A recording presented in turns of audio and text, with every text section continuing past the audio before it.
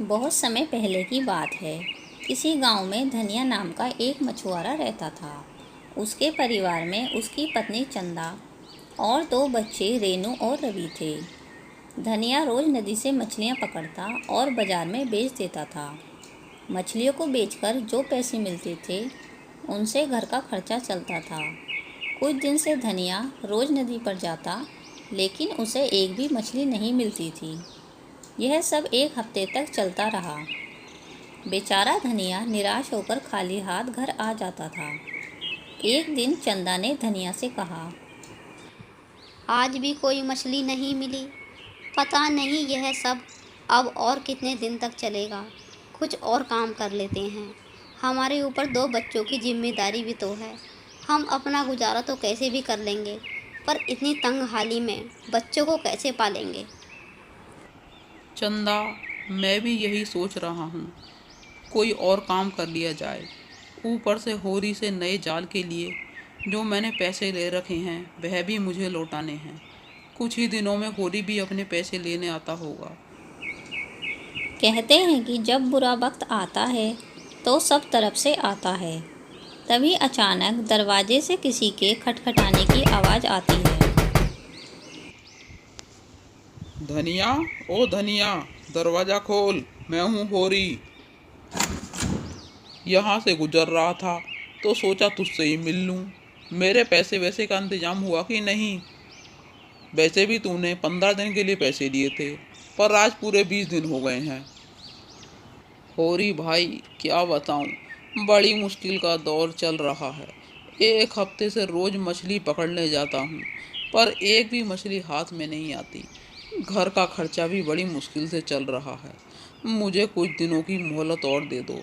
कहीं ना कहीं से जुगाड़ करके मैं तुम्हारे पैसे तो लौटा ही दूंगा।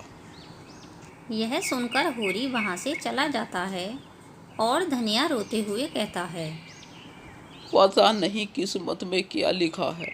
होरी से कह तो दिया, पर पैसे का इंतजाम कहाँ से करूँगा? कहाँ से उसके पैसे लौटाऊंगा? यह सब धनिया के दोनों बच्चे देख रहे थे। वह अपनी माँ से अपने पिता का हाथ बटाने के लिए कहते हैं। नहीं नहीं बेटा, मैं और तुम्हारे पिताजी मिलकर सब संभाल लेंगे। तुम अपनी पढ़ाई पर ध्यान दो। अगर तुम पढ़ लिख जाओगे तो हमारी जैसी ज़िंदगी से हमेशा के लिए छुटकारा पा जाओगे। अब तुम दोनों चिंता मत करो और केवल अपनी पढ़ाई पर ध्यान दो। लेकिन रेनू और रवि किसी भी तरह से अपने पिता की सहायता करना चाहते थे। रवि, हम एक काम करते हैं। हम दोनों चुपके से रात को जाकर मछलियाँ पकड़ेंगे और जो मछलियाँ मिलेंगी उन्हें घर के आंगन में बने तालाब में डाल दिया करेंगे और कुछ दिनों के बाद माँ और पिताजी को सब बता देंगे। वो तो ठीक है दीदी, पर मुझे रात में बहुत डर लगता है। डर? और कैसा डर? किस चीज़ से तुझे डर लगता है? दीदी, मुझे भूत से बहुत डर लगता है। कहीं रात में भूत आ गया तो? कोई भूत वूत नहीं होते, यह सब मन का वहम है। चल अब सो जा, रात में चुपके से उठेंगे। जब सब सो जाते हैं, रेनू और रवि चुपके से उठकर नदी के किनारे मछलियाँ पकड़ने पहुँच जाते हैं। बहुत देर तक कोशिश करने के बाद उन्हें कोई मछली नहीं मिलती।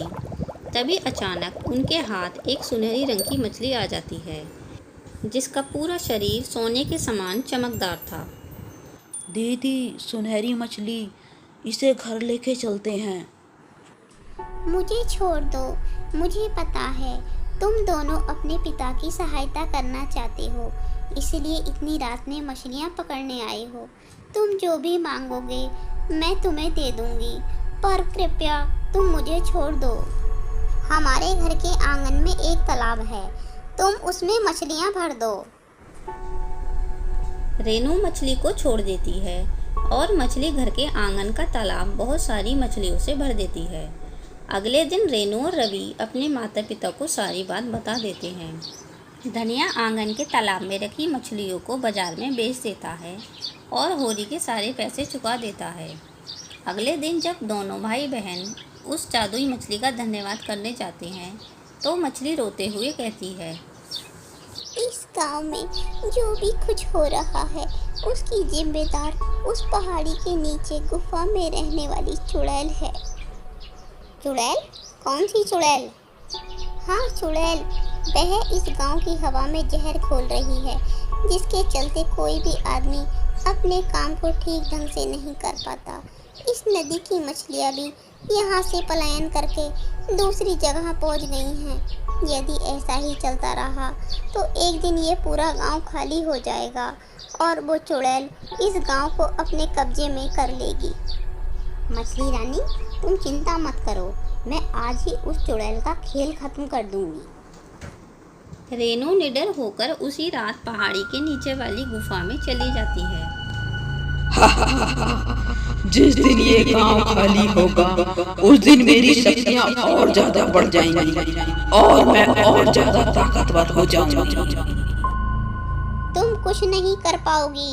तुम्हारा गांव खाली कराने का यह सपना केवल सपना ही रह जाएगा। नादान छोकरी, तू यहाँ मेरी गुफा में कैसे आ गई? तेरी हिम्मत की तो दाद देनी पड़ेगी। तुझे अपने गांव से डर नहीं लगता जो मेरे सामने मुझे ही ललकार रही है? लगता है तेरी मौत आ गई है। मौत से डरने वाले कायर होते हैं, मुझे मरने से डर नहीं लगता, तभी तो तेरे सामने खड़ी हूँ और आज तेरा खात्मा करके ही जाऊंगी। तू मेरा खात्मा करेगी?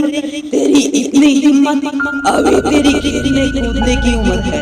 ले पहले मेरा ये बाल चीर के दिखा। चुड़ैल ने रेनू को अपने सत्ते से पत्थर का बना दिया। गुफा में छिपा रवि यह सब देख रहा था। वह घबरा गया और भागकर जादुई मछली के पास गया। जादुई मछली, जल्दी बाहर आओ। क्या हुआ रवि? तुम इतनी परेशान क्यों हो और इतनी रात में यहाँ क्यों आए हो? रवि ने जादुई मछली को सारी बात बता दी। तब जादुई मछली ने रवि को एक जादुई छड़ी देते हुए कहा, रवि, तुम यह जादुई छड़ी ले जाओ। इस छड़ी के सामने चुड़ैल की शक्तियाँ काम नहीं करेंगी और इसकी सहायता से तुम उस चुड़ैल का खात्मा भी कर सकते हो। रवि जादुई छड़ी लेकर गुफा की ओर दौड़ता है।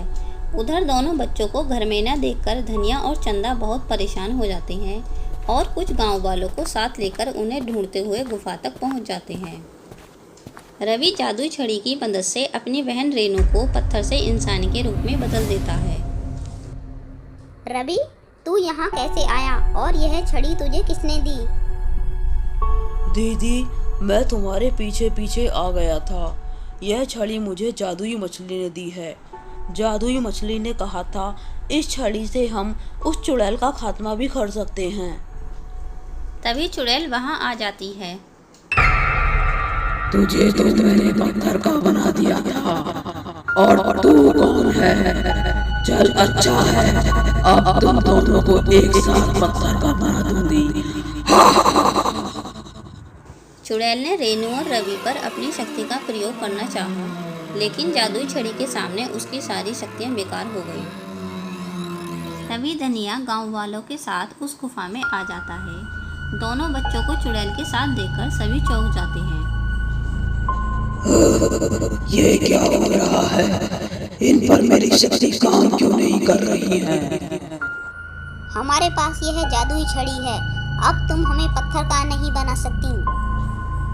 रेनू जादुई छड़ी से चुड़ैल को भस्म कर देती है।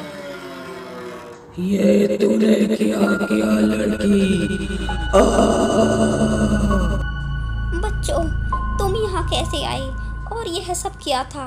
तुम दोनों ठीक तो हो ना? फिर रेनू और रवि ने उन्हें सब कुछ बता दिया।